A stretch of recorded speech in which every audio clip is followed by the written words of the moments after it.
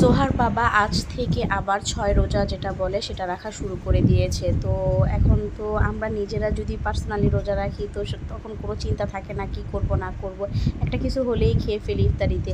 কিন্তু জোহার বাবা রোজা রাখলে তো মাথায় একটা টেনশন থাকে যে কি করব না করব। তো এই যে জোহার বাবার জন্য ফ্রেঞ্চ ফ্রাই করলাম, তো ফ্রিজে উইংস কিছু পিস মাখা ছিল সেটাও ভেজে দিচ্ছি।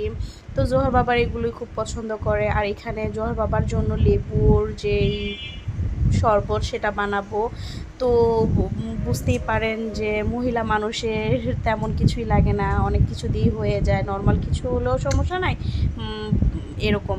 কিন্তু পুরুষ মানুষ যদি কোনো রোজা রাখে বা যে কোনো ক্ষেত্রে খাওয়া দাওয়া সবার ক্ষেত্রে কিন্তু অনেকটা খেয়াল রাখতে হয়। আমার ক্ষেত্রে তো আমি চেষ্টা করি সবসময় জোহার বাবাকে একদম পরিপূর্ণভাবে সব কিছু দেওয়ার জন্য। তো এখানে আমি শরবত বানিয়ে অলরেডি আমি ফ্রিজে রেখে দিলাম। এখন আমি ফলগুলো কেটে নিব। তো ফ্রিজে আবার আপেল ছিল, মালটা ছিল, খেজুর ছিল। তো জোহার বাবা একাই রোজা ছিল, তো জোহার বাবার জন্য আমরা খাবো বা যাই হোক ওর বাবার জন্য রেডি করতেছি।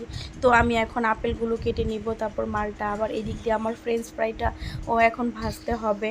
তো আমি একটু তাড়াতাড়ি করতেছিলাম কারণ আমার আবার রাতে রান্না করতে হবে, আজকে আমি রাতে রান্না করিনি। তো এদিক দিয়ে আমার উইংসগুলো হয়ে গেল, এখন আমি ফ্রেঞ্চ ফ্রাইগুলো দিয়ে দিয়েছি।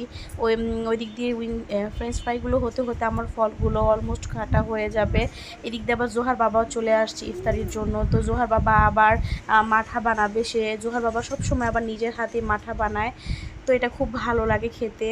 তো আলহামদুলিল্লাহ আমার ইফতারি মোটামুটি সব কিছু রেডি হয়ে গিয়েছে। তো এখানে আমার ফ্রেঞ্চ ফ্রাইগুলো ভাজা হয়ে গিয়েছে। আমি আবার ফ্রেঞ্চ ফ্রাইগুলো ভাজার পরে উপরে আবার ম্যাগি মশলা দেই, যেটা দিলে আমার খুবই ভালো লাগে। আপনারাও এটা খেয়ে দেখবেন, খুবই স্বাদ। তো এটা দেওয়ার পরে এখন আমার মোটামুটি সব গুছানো হয়ে গিয়েছে। এখন জোহার বাবা সব কিছু সামনে দিতে হবে, তো একটু তাড়াতাড়ি করতেছিলাম। আর এদিক দিয়ে জোহার বাবা তো মাঠা নিয়ে খুবই ব্যস্ত। আবার আজকে আর ভাজা পোড়া বাসায় কিছু আর করিনি, আলুর চপ তো এগুলো কিছু কিছু নিয়ে এসেছে, কারণ এই গরমে এগুলো অতটা খেতে ইচ্ছে করে না। আর এই যে এই ঘূর্ণিটা এত স্বাদ, এই ঘূর্ণিটা আমরা প্রায় সময় নিয়ে আসি, এখানে একটা খালা আছে সে বিক্রি করে। তো এটা দিয়ে মুড়ি মাখলে অনেক মজা লাগে। যদিও আমার বাসায়ও ঘূর্ণি করা আছে, কিন্তু বাইরেটা কেন জানি একটু খেতে অন্যরকমই লাগে। আর এই যে জোহার বাবা মাঠা বানাচ্ছে, এত মজা হয়েছে আলহামদুলিল্লাহ। আর আজকে ইফতারিটাও মোটামুটি ভালোই হয়েছে। তো আমার ভিডিওটা কেমন লেগেছে অবশ্যই জানাবেন। Thank you.